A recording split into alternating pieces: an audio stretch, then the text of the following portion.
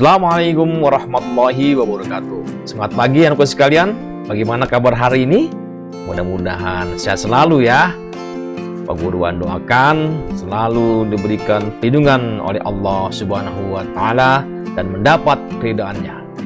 Amin amin ya rabbal alamin. Baiklah anakku sekalian, kita teruskan pembelajaran yang lalu ya, itu pembelajaran tema 9, subtema 1, pembelajaran 4. Mari kita simak dengan seksama dan dengarkan atau lihat baik-baik.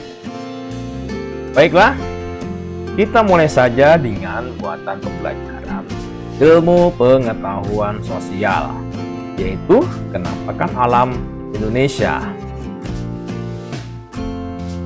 Contoh kenampakan alam di wilayah Indonesia, khususnya perairan, adalah sebagai berikut. Ada laut ya, yang begitu banyak sumber daya alamnya ya.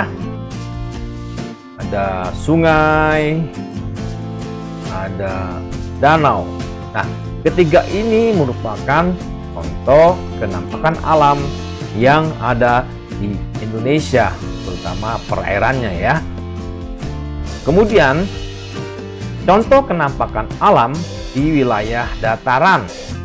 Contohnya adalah dataran tinggi, biasanya di puncak ya.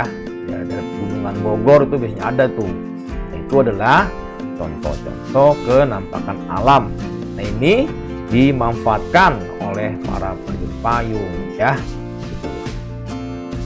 Yang kedua adalah dataran rendah. Ini juga termasuk kenampakan alam. Contoh ini dihiasi oleh sawah ya, kemudian bukit-bukit ya. Ini adalah contoh dari kenampakan alam di wilayah dataran ya. Yang terakhir adalah pantai. Pantai termasuk kayak dataran ya. Nah, di sini kalau kita lihat di sini ada apa di sini? Di sini ada tambak garam ya. Tambak garam ini adalah salah satu ya usaha-usaha yang berada di dataran, di pemanfaatan kenampakan alam di dataran. Baik, berikutnya muatan bahasa Indonesia KD 4 dan KD 44 menyajikan hasil kesimpulan isi teks iklan media cetak. Ya, ini review ya, diulang kembali. Yang pertama sudah pernah ya. Berdasarkan isinya, iklan harus memenuhi syarat-syarat antara lain sebagai berikut. 1. Penyampaian iklan harus objektif dan jujur ya. Tidak boleh subjektif ya. Tidak boleh ada macam-macam ya, harus objektif ya, dan jujur tentunya. Yang kedua, deskripsinya singkat, tulisannya singkat, tidak bertele-tele, jelas ya, dan mudah dipahami. Kenapa? Tujuannya untuk para pembaca ya, para pendengar gitu. Jadi tidak usah bertele-tele. Yang ketiga, iklan tidak menyinggung pihak lain. Nah, ini yang utama ini ya, tidak menyinggung pihak yang lain. Artinya saja menyinggung perusahaan-perusahaan lain, menyinggung pabrik-pabrik yang lain ya. Tuh. Sehingga ini adalah benar sangat objektif ya. Yang terakhir, ini yang penting. Apa tuh? Menarik perhatian masyarakat. Itu yang penting gitu loh ya. Ya, ketika kita lihat iklannya, kita akan tertarik. Wah, ada apa itu ya? Ini apa itu ya? Nah, itu berarti iklannya berhasil. Kenapa? Karena bisa menarik perhatian masyarakat ya. Nah, ini lagi. Kalau ini berdasarkan bahasanya ya. Berdasarkan bahasanya, iklan harus memenuhi syarat-syarat berikut. Pertama, menggunakan pilihan kata yang tepat, menarik, logis, dan sopan. Yang kedua, kalimat yang digunakan memikat masyarakat ya, ketika dia baca iklannya atau mendengar iklannya langsung terpikat.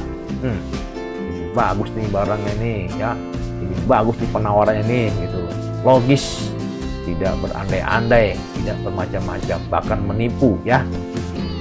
Yang ketiga, bahasa yang digunakan disusun untuk menonjolkan informasi yang penting seperti apa? Keunggulan produk atau promosi. Oh ya. Jadi mudah ada yang ditonjolkan informasinya ya. Nggak hanya ikan itu saja ya. Nah, pertama yang keempat ini, teks iklan harus menuju sasaran yang tepat ya. Jangan sampai terbalik. Misalnya ikan itu untuk anak sekolah, salah sasaran bukan anak sekolah, atau sebaliknya. Ikan untuk ibu rumah tangga malah untuk apa? Bapak kerja kantoran, kan tidak tepat itu. Makanya tidak akan laku ya, tidak akan tertarik ya. Itulah syarat-syarat dari segi bahasa ya. Itu ada 4. Lanjut ke muatan PPKN KD 34 dan KD 44. Menjaga persatuan dan kesatuan. Nah, bagaimana itu caranya agar kita bisa menjaga persatuan dan kesatuan? Sikap menjaga persatuan dan kesatuan dapat kita lakukan dimanapun kita berada. Ya, bisa dalam keluarga, lingkungan sekolah, maupun lingkungan masyarakat. Nah, dengan menjaga persatuan dan kesatuan, kita dapat selalu menjaga hubungan baik dengan orang lain. Nah, jadi kalau kita bersatu, bisa rukun, ini apa? Hubungan menjadi baik. Gitu. Misalnya di keluarga nih, jadi kakaknya misalnya tidak akur, ya, maunya berantem terus. Nah, itu bisa gimana? Dia bisa tidak terjalin hubungan yang tidak baik, ya. Jadi apa? Harus kompak, harus bersatu.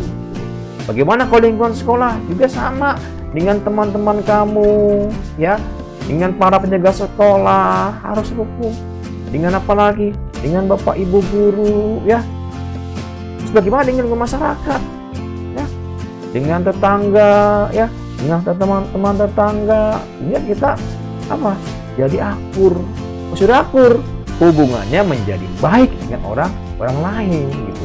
Nah, itulah sikap-sikap yang harus kita perhatikan ya. Nah, ini contoh manfaat dari menjaga persatuan dan kesatuan. Apa saja manfaatnya? Yang pertama, bisa menumbuhkan sikap saling menghargai. Jadi kalau sudah bersatu, ya, sudah akur, dia apa? Tidak, siapa apa? Sifat saling menghargai, sikap yang saling menghargai. Yang kedua apa? Menghindari perselisihan dan permusuhan. Manfaatnya ya. Sudah bersatu, wah, tidak mungkin berselisih ya, tidak mungkin bermusuhan ya. Dan satu lagi, menjalin kerjasama antar warga itu lebih baik, lebih cepat. Kenapa? Bersatu, merasa memiliki. Gitu.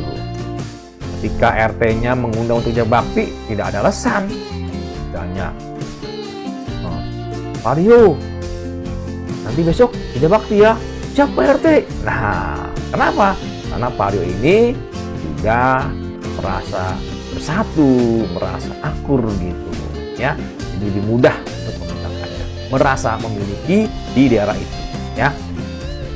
Yang ketiga atau keempat, menumbuhkan rasa toleransi antar warga masyarakat. Nah, ya kan, dari sikap satu ini tentunya ada rasa toleransi, ya, ada rasa saling menghormati, ya, saling menghargai, ya. Itu kalau ada misalnya temannya lagi sholat, ada suara azan, ya, agama lain ingatkan, itu sudah azan waktunya sholat. Itu pun sebaliknya, apabila ada teman kamu yang agamanya lain, kan, bisa mengingatkan, kamu hari ini kenapa tidak ke gereja? Nah, kan, itu adalah bentuk dari rasa toleransi. Atau ketika ada temannya lagi, apa, misalnya di masjid ada lagi sholat, ya kan, kita lagi ribut-ribut kita diam, yuk diam sebentar, agama Islam lagi sedang sholat, jangan mengganggu. Nah, itu salah satu rasa menumbuhkan rasa toleransi gitu. Dari apa? Dari manfaat menjaga persatuan dan kesatuan. Nah, yang terakhir manfaatnya apa? Membiasakan saling membantu atau tolong menolong antar warga. Nah, ya. Jadi kalau sudah merasa bersatu, ya, merasa memiliki, itu sudah terbiasa yang namanya saling membantu atau menolong, ya. Itulah barangkali ya manfaat dari menjaga persatuan dan kesatuan. Baiklah, itu saja dari Pak Guru Walan.